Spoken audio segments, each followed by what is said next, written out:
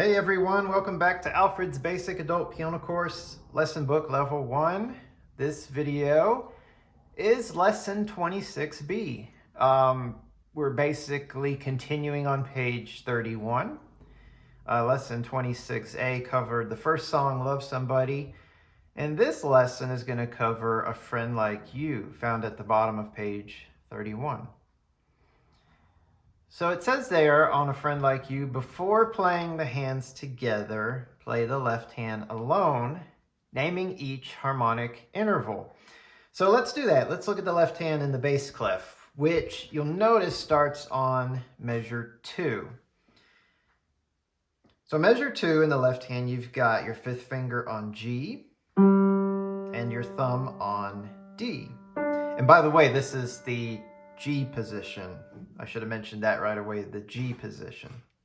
Okay, so once again, you're playing G with your fifth finger and D with your thumb right above that, like this. You're playing them together, creating a harmonic fifth. 5 notes apart. 1, 2, 3, 4, 5. So G and D on beat 1. Now the thumb is going to stay on D for this entire measure. The bottom note moves on beat 2 to A, and that is a harmonic fourth. On beat 3, the bottom note moves to B, and that is a harmonic third.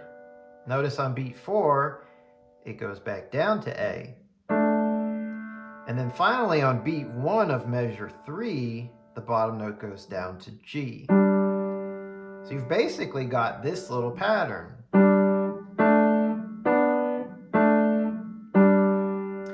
Now something I think I mentioned on the previous lesson is if you're having a hard time playing both of those notes clearly at the same time, if you're not getting that kind of sound, and it doesn't have to be that fast, it can be slower, but clarity is what we're looking for. What you can do is practice just the bottom notes, the moving notes by themselves. And as you do that, you'll notice those are our weaker fingers, especially 5 and 4.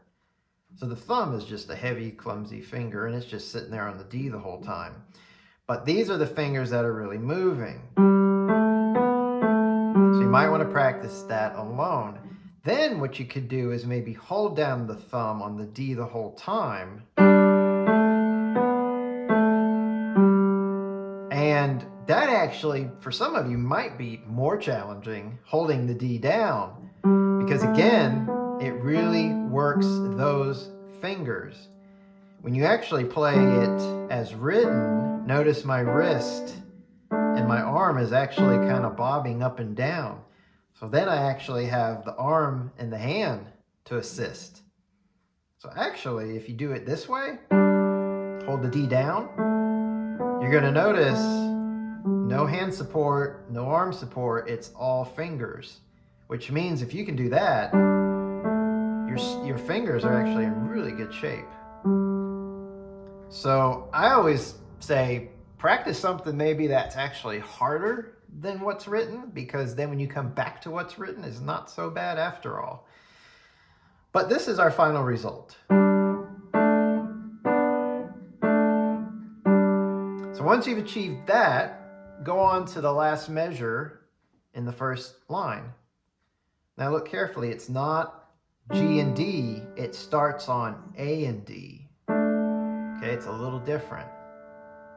So that's our fourth, and then it's a similar pattern. You're moving up to B and D, but then on beat 3, you're going up even higher, C and D. And if you look at beat 3 on the music, those two notes are written at an angle. And remember, anytime two notes written together at an angle, that is always a second. In this case, C and D. On beat 4, you're going backwards again, B and D. And then the bottom line, the first beat, A and D, right where you started. So this pattern goes like this.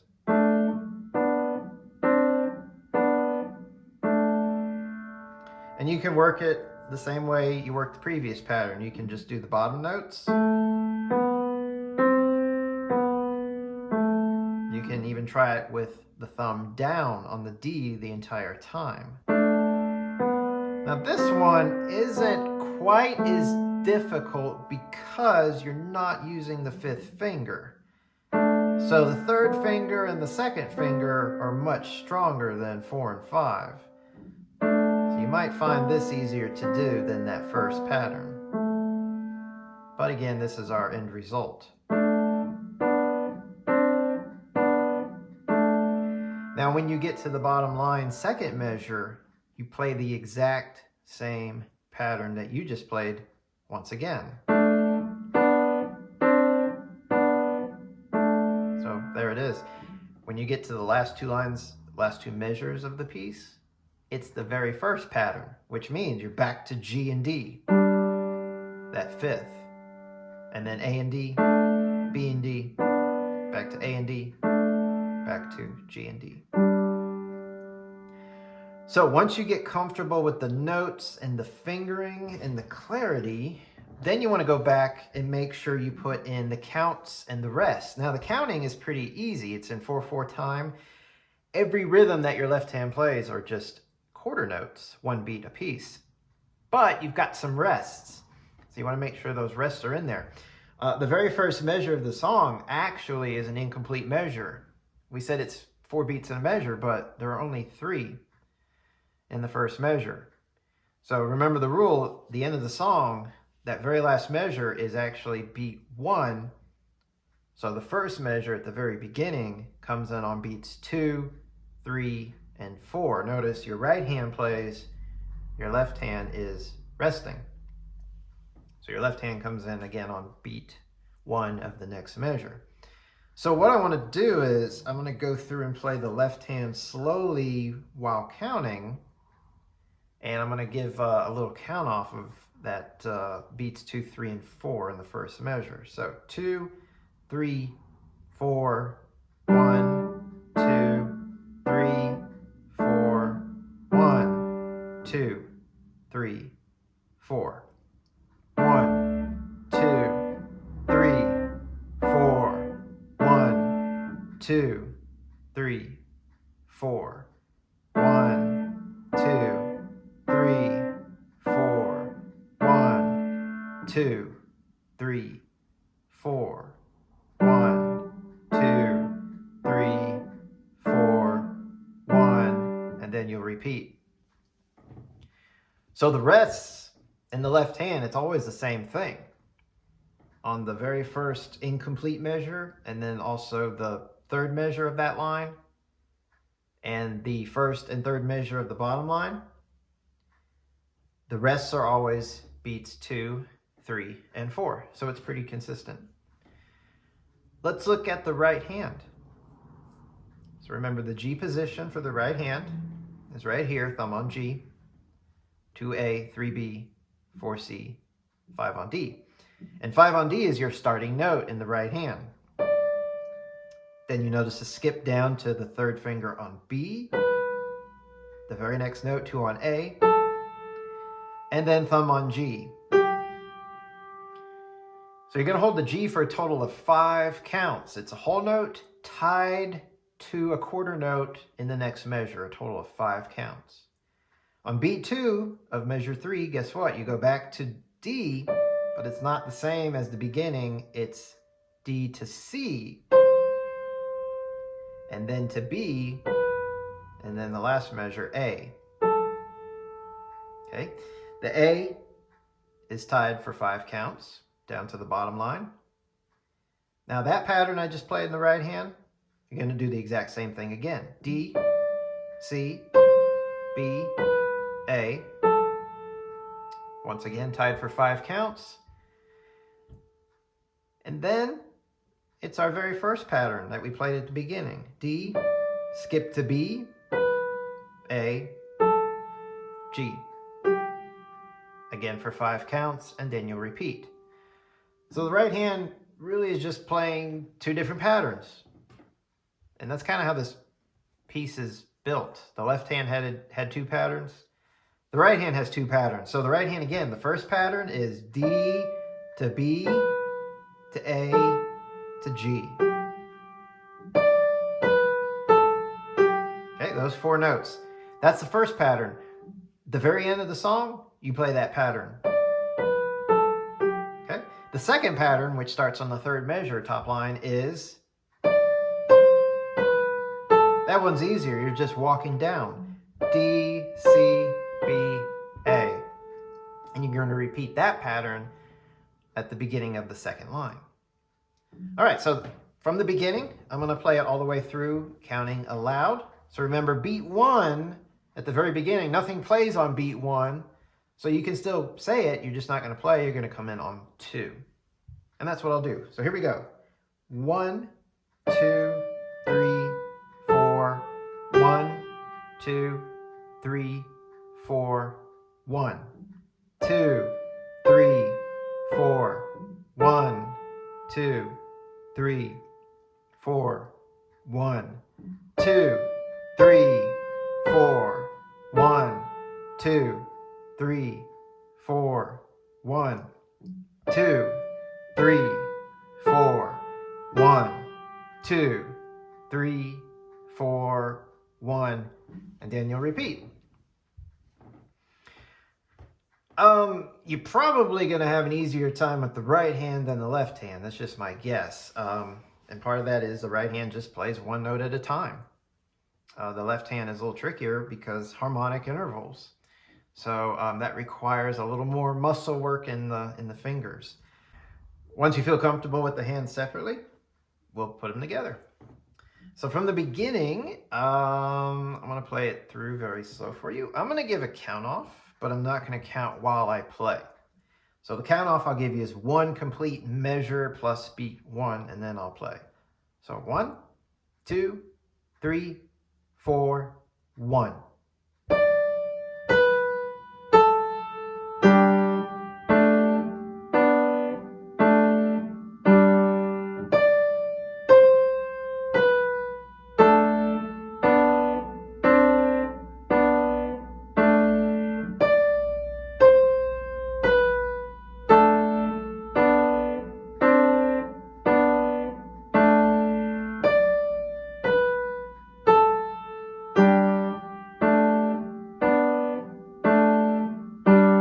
And then you repeat, of course.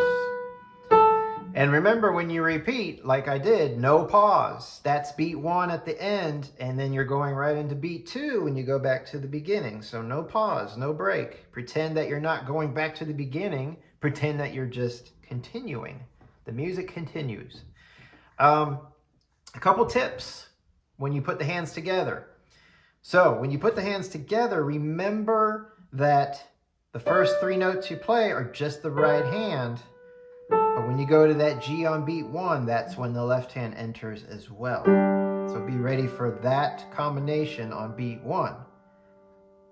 Okay. Then as the left hand continues, your right hand just holds. Now you don't really have to count 5 beats in the right hand because your left hand is playing 5 beats. So your left hand is actually kind of in control of the count, because all those quarter notes.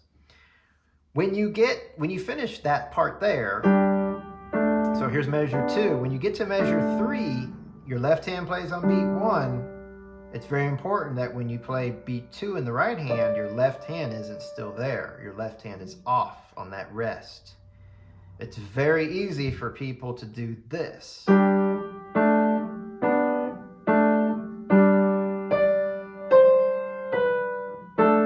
Now, it's not an ugly sound. It's kind of maintains a certain amount of smoothness, but the correct way to express this music is to honor those rests.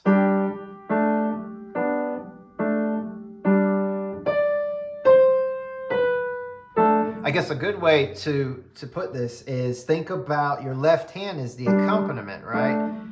Whether it's the band maybe playing instruments or it's a backup group of singers, you wouldn't want them to sing over the soloist. So here's your soloist, and then the group comes in behind. When the soloist takes over, you want that group to be silent. So that's a good way to think about it. Don't get in the way of the soloist.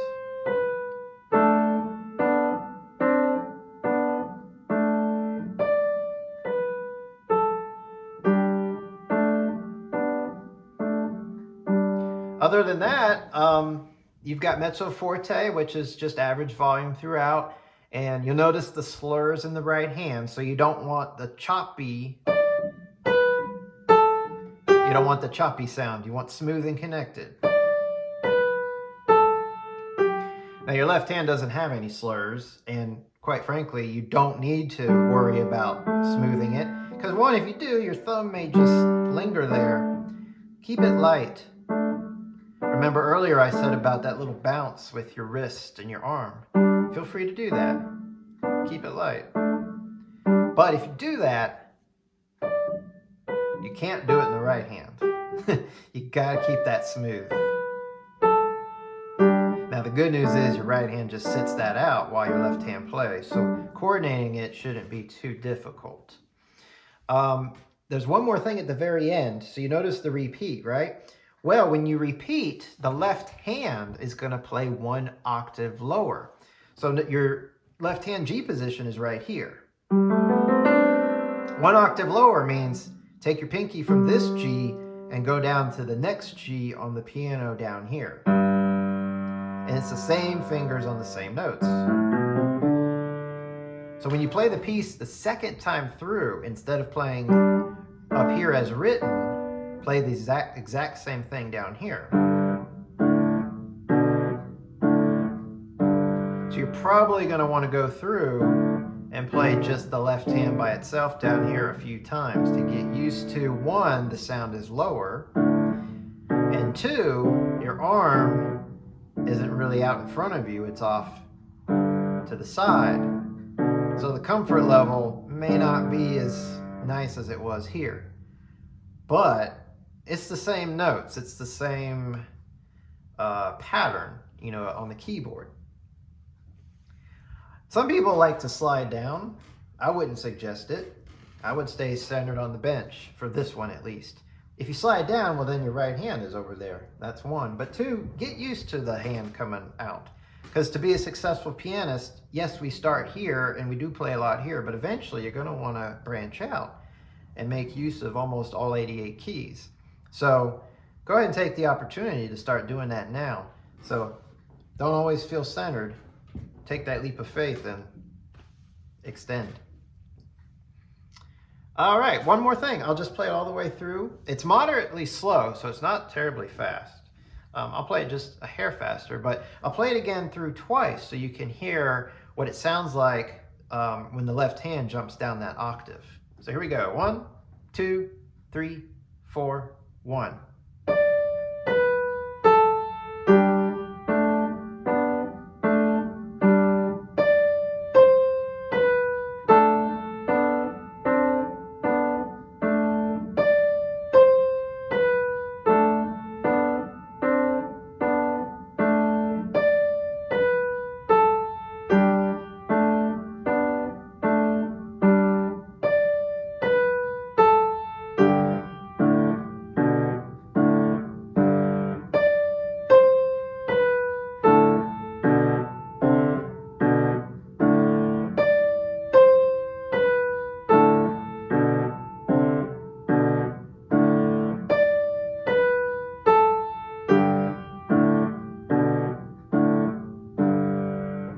One more thing I'll mention. So I made it look pretty easy, but it's not easy to just jump the octave right in the middle of the song.